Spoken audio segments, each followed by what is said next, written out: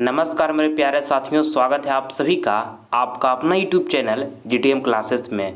दोस्तों, आज की इस वीडियो में हम कक्षा 10वीं के लिए साइंस का इम्पॉर्टेंट ऑब्जेक्टिव क्वेश्चन लेकर आए हैं, जो आपके फाइनल बोर्ड परीक्षा 2023 के लिए काफ़ी शानदार प्रश्न है। ठीक है, इसलिए आप सभी विद्यार्थी इस वीडियो में शुरू से लेकर अंत तक पूरी कॉन्सेंट्रेशन के साथ बने रहिएगा। इस वीडियो के माध्यम से आपको हम 20 ऑब्जेक्टिव क्वेश्चन बताने वाले हैं, एक भी प्रश्न स्किप नहीं कीजिएगा। ठीक है, तो आइए हम बिना टाइम वेस्ट किए हुए इस वीडियो को आरंभ करते हैं। देखिए, आज का पहला प्रश्न हमारा है, घरेलू विद्युत परिपथ में उदासीन तार का रंग होता है। देखिए, ऑप्शन ए में लिखा हुआ है लाल, बी में लिखा हुआ हरा, सी में लिखा हुआ काला और डी में लिखा हुआ पीला।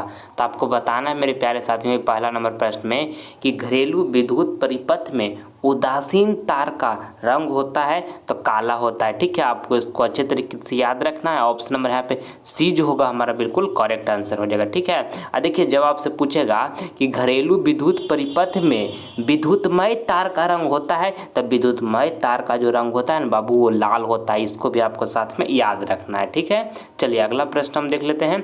दूसरा नंबर कहता है, कौन सा लेंस अपसारी लेंस भी कहलाता है। ऑप्शन ए में लिखा अवतल लेंस, बी में लिखा हुआ है उत्तल लेंस, सी में लिखा हुआ है अवतल एवं उत्तल लेंस दोनों, डी में लिखा है इनमें से कोई नहीं। तो आपको ये दूसरा नंबर प्रश्न बताना है कि कौन सा लेंस अपसारी लेंस भी कहलाता है। तो अवतल लेंस कहलाता है अपसारी लेंस। ठीक है, ऑप्शन नंबर यहाँ पे ए जो होगा हमारा बिल्कुल करेक्ट आंसर हो जाएगा। आप इसको अच्छी तरीके से याद रखिएगा। ठीक है, देखिए, उत्तल लेंस जो है, उत्तल लेंस ये अभिसारी लेंस कहलाता है। क्या उत्तल लेंस जो है क्या कहलाता है? तो अभिसारी लेंस कहलाता है। ठीक है, आपको याद रखना है।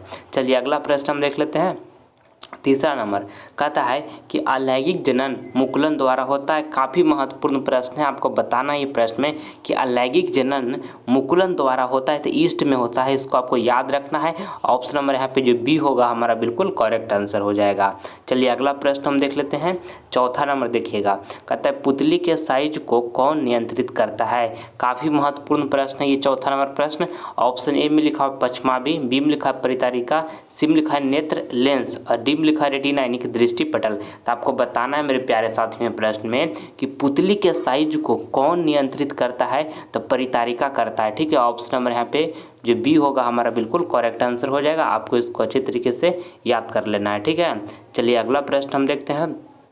पाँचवा नंबर प्रश्न देखिएगा, कहता है कि प्रतिरोध का अस्थायी मात्रक क्या होता है। काफ़ी महत्वपूर्ण है, ये भी प्रश्न आपके बोर्ड एग्जाम में बार बार रिपीट किया जाता है। ठीक है, ऑप्शन ए में लिखा है जूल, बी में लिखा है ओम, सी में लिखा है वोल्ट और डी में लिखा है इनमें से कोई नहीं। तो आपको बताना है कि प्रतिरोध का अस्थायी मात्रक क्या होता है। तो ओम होता है। ठीक है बाबू, आपको इसको याद रखना है। ऑप्शन नंबर बी जो होगा हमारा यहाँ पे बिल्कुल करेक्ट आंसर हो जाएगा। और कार्य का अस्थायी मात्रक जूल होता है, ये भी आपको साथ में याद रखना है। ठीक है, कि कार्य का अस्थायी मात्रक क्या होता है, जूल होता है। ठीक है, अब विभवांतर का अस्थायी मात्रक वोल्ट होता है, ये भी साथ में याद रखिएगा। चलिए अगला प्रश्न हम देखते हैं। अगला प्रश्न हमारा यहाँ पे छठा नंबर है, कहता है क्लोरोफिल वर्णक का रंग होता है। ये भी प्रश्न काफ़ी शानदार है। ऑप्शन ए में लिखा हरा, बी में लिखा नीला, सी में लिखा लाल और डी में लिखा है सफ़ेद। तो आपको बताना कि क्लोरोफिल वर्णक का रंग होता है। तो दोस्तों हरा होता है क्लोरोफिल वर्णक का रंग। ठीक है, ऑप्शन नंबर यहाँ पे ए जो होगा हमारा बिल्कुल करेक्ट आंसर हो जाएगा। चलिए अगला प्रश्न हम देखते हैं। 7 नंबर प्रश्न यहाँ पे देखिएगा, कहता है कि दंत विशेषज्ञ किस दर्पण का उपयोग मरीजों का दांतों का बड़ा प्रतिबिंब देखने के लिए करता है। तो देखिए, ऑप्शन ए में लिखा है समतल दर्पण, बी में लिखा अवतल दर्पण, सी में लिखा उत्तल दर्पण और डी में लिखा है इनमें सभी। तो आपको ये 7 नंबर प्रश्न बताना है कि दंत विशेषज्ञ किस दर्पण का उपयोग मरीजों का दांतों का बड़ा प्रतिबिंब देखने के लिए करता है। तो अवतल दर्पण का प्रयोग करता है। ठीक है, ऑप्शन नंबर यहाँ पे जो बी होगा हमारा बिल्कुल सही आंसर हो जाएगा। ठीक है, आपको इसको ध्यान में रखना है। देखिए, जो मोटर कार के चालक के सामने लगा हुआ रहता है वो उत्तल दर्पण लगा हुआ रहता है। ये भी आपको साथ में ध्यान में रखना है कि मोटर कार के चालक के सामने जो लगा हुआ रहता है वो कौन दर्पण रहता है, तो उत्तल दर्पण रहता है। ठीक है, चलिए अगला प्रश्न हम देख लेते हैं। 8वां नंबर, मेरे प्यारे साथियों, इस वीडियो के माध्यम से आपको हम 20 ऑब्जेक्टिव क्वेश्चन बताने वाले हैं। ये 20 का 20 प्रश्न काफ़ी महत्वपूर्ण है आपके फाइनल बोर्ड परीक्षा के लिए, इसलिए 1 से 20 तक पूरी कॉन्सेंट्रेशन के साथ आप बने रहें। एक भी प्रश्न इस वीडियो का आप स्किप ना करें। ठीक है, और ये 20 प्रश्न से जो भी प्रश्न आपको याद नहीं है उसे नोटबुक पर अच्छी तरीके से लिख कर याद कर ले। ठीक है, चलिए देखिएगा। 8 नंबर प्रश्न कहता है कि बॉक्साइट किस धातु का महत्वपूर्ण अयस्क है। ऑप्शन ए में लिखा है तांबा, बी में लिखा है जस्ता, सी में लिखा है एल्युमिनियम और डी में लिखा है लोहा। तो आपको बताना है कि बॉक्साइट किस धातु का महत्वपूर्ण अयस्क है। तो दोस्तों एल्युमिनियम का है, ठीक है। ऑप्शन नंबर यहाँ पे सी जो होगा हमारा बिल्कुल करेक्ट आंसर हो जाएगा। चलिए अगला प्रश्न हम देखते हैं। 9 नंबर प्रश्न देखिएगा, कहता है निम्नलिखित में से कौन विभवांतर का एसआई मात्रक है। ऑप्शन ए में लिखा हुआ है वोल्ट, बी में लिखा है ओम, सी में लिखा है वोल्ट प्रति कूलम और डी में लिखा है एम्पियर। तो आपको बताना है ये 9 नंबर प्रश्न में कि निम्नलिखित में से कौन विभवांतर का एसआई मात्रक है। तो दोस्तों वोल्ट है, ठीक है। आपको इसको याद रखना है। ऑप्शन नंबर यहाँ पे ए जो होगा हमारा बिल्कुल सही आंसर हो जाएगा, ठीक है।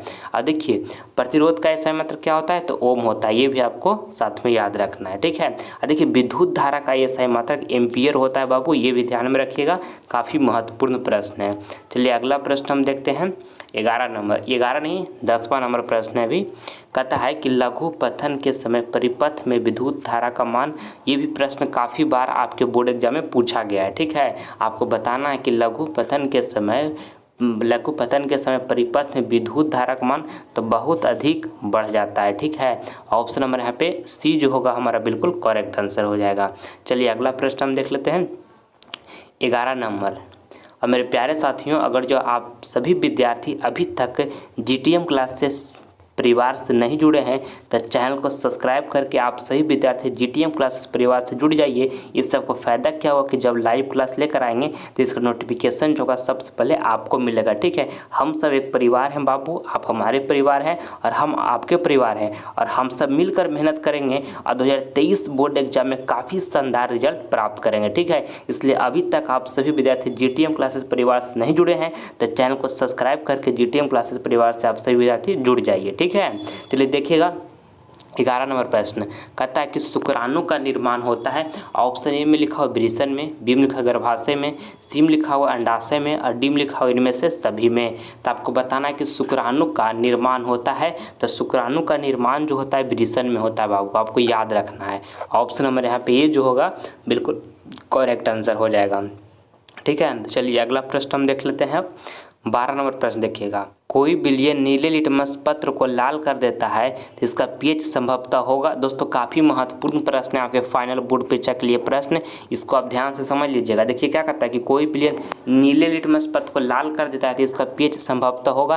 तो देखिए ध्यान दीजिएगा कि जब कोई विलयन नीले लिटमस पत्र को लाल कर देता है तो ये एसिड हो जाता है, कहने का मतलब अम्ल हो जाता है, ठीक है। और अम्ल का पीएच मान कितना होता है, 7 से कम होता है। तो 7 से कम कौन ऑप्शन में है, ऑप्शन ए में 5, 7 से कम है ना। तो ऑप्शन नंबर ए यहाँ पे हमारा बिल्कुल करेक्ट आंसर हो जाएगा।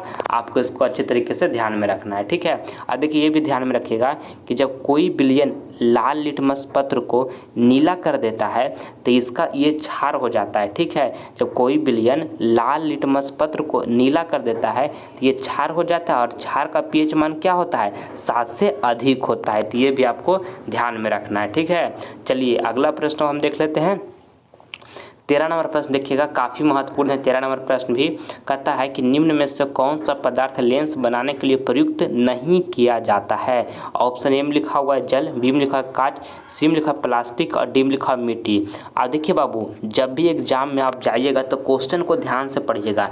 होता क्या है ना कि एग्जाम में जो यहाँ पे नहीं लिखा हुआ है ना, ये आपको नहीं दिखाई देता है, ठीक ना। तो क्वेश्चन को ध्यान में पढ़ना है। कह रहा है कि निम्नलिखित में से कौन सा पदार्थ लेंस बनाने के लिए प्रयुक्त नहीं किया जाता है, ठीक है। देखिए जल जो है प्रयुक्त लेंस बनाने के लिए किया जाता है, कांच भी लेंस बनाने के लिए प्रयुक्त किया जाता है, प्लास्टिक भी लेंस बनाने के लिए प्रयुक्त किया जाता है, पर मिट्टी जो है ना बाबू, ये लेंस बनाने के लिए प्रयुक्त नहीं किया जाता है। तो ऑप्शन नंबर यहाँ पे डी जो होगा हमारा बिल्कुल करेक्ट आंसर हो जाएगा। आपको इसको ध्यान में रखना है, ठीक है। चलिए अगला प्रश्न हम देख लेते हैं।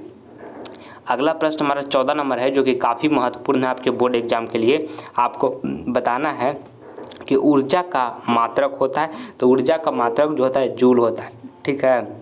आप इसको याद कर लीजिए अच्छे तरीके से। ऑप्शन नंबर यहाँ पे बी जो होगा हमारा बिल्कुल करेक्ट आंसर हो जाएगा, ठीक है। चलिए अगला प्रश्न हम देख लेते हैं। 15 नंबर प्रश्न देखिएगा, कहता है कि ताप बढ़ने से चालक का प्रतिरोध ऑप्शन ए में लिखा हुआ है बढ़ता है, बी में लिखा घटता है, सी में लिखा बढ़ता घटता नहीं है, डी में लिखा इनमें से कोई नहीं। तो आपको ये 15 नंबर प्रश्न में बताना है कि ताप बढ़ने से चालक का प्रतिरोध तो बढ़ता है बाबू, ठीक है। आपको इसको याद रखना है। ऑप्शन नंबर यहाँ पे ये जो होगा बिल्कुल हमारा करेक्ट आंसर हो जाएगा, ठीक। चलिए अगला प्रश्न हम देख लेते हैं। 16 नंबर प्रश्न देखिएगा। अब मेरे प्यारे साथियों, आप सभी विद्यार्थी मन से पढ़ाई कीजिएगा। जो टाइम है इसको बर्बाद नहीं कीजिएगा, क्योंकि एक बार अगर जो आपका लाइफ से समय चला गया ना बाबू, तो कभी भी वो समय लौट कर जीवन में नहीं आता है, ठीक है। टाइम ही ऐसा चीज़ है जो सबसे महत्वपूर्ण है जीवन में, इसलिए टाइम को कभी बर्बाद मत कीजिएगा, अच्छे से पढ़ाई कीजिएगा। एक बार अगर जो आपका 2023 बोर्ड एग्ज़ाम जो आने वाला है आपका हाथ से चला गया ना, तो पूरे जीवन में कभी भी 2023 बोर्ड एग्ज़ाम लौट कर नहीं आएगा बाबू, ये ध्यान में रखिएगा। इसलिए टाइम को बर्बाद मत कीजिएगा, अच्छे से पढ़ाई कीजिएगा। माता पिता आपको एक एक रुपया बचाकर बहुत मुश्किल से आपको ट्यूशन फीस वगैरह देते हैं, तो उस पैसे को अहमियत को समझिए और मन से पढ़ाई कीजिए और माता पिता का नाम रोशन कीजिए भविष्य में, ठीक है। हमसे जितना मेहनत होगा बाबू आपके लिए करने के लिए हम तैयार हैं, बस आप हमारे साथ कंटिन्यू बने रहिएगा, ठीक है। चलिए देखिएगा अब 16 नंबर प्रश्न यहाँ पे देखिएगा, कहता है कि प्रकाश में सावन का बुलबुला रंगीन प्रतीत होता है। तो देखिए आपको क्या बताना है प्रश्न में, कहता है कि प्रकाश में सावन का बुलबुला रंगीन प्रतीत होता है, तो प्रकाश के व्यतिकरण से होता है, ठीक है ना। ऑप्शन नंबर यहाँ पे डी जो होगा हमारा बिल्कुल सही आंसर हो जाएगा।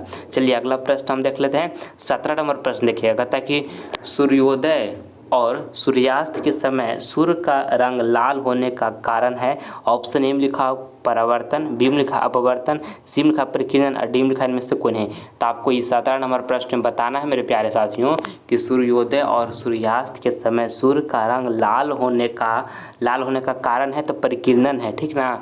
ऑप्शन नंबर यहाँ पे सी जो होगा हमारा बिल्कुल सही आंसर हो जाएगा। चलिए अगला प्रश्न हम देख लेते हैं। 18 नंबर प्रश्न देखिएगा, कहता है सर्च लाइट का प्रवर्तक सतह होता है।